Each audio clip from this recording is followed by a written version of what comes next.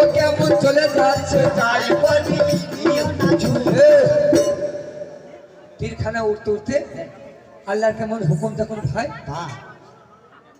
তীরটা আমার হোসেনকে না লেগে আসগরের তালু বিদে তাই পানি দিও না ছুঁয়ো না।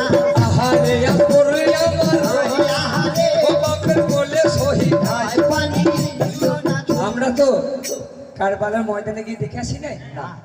বইটার মধ্যে যেটা পেয়েছি সেটা বলছি। হ্যাঁ বলছে কারবালার সেদিন এত তাপ ছিল, আসগরের তীরটা লেগেছে তালুতে, গার্ডেন দিয়ে বাহির হয়ে গেছে, তো রক্ত বাহির হচ্ছে ভাই। কারবালাতে এত তাপ ছিল, রক্তটা গরমের সময় পাচ্ছে না, সঙ্গে সঙ্গে জমে যাচ্ছে।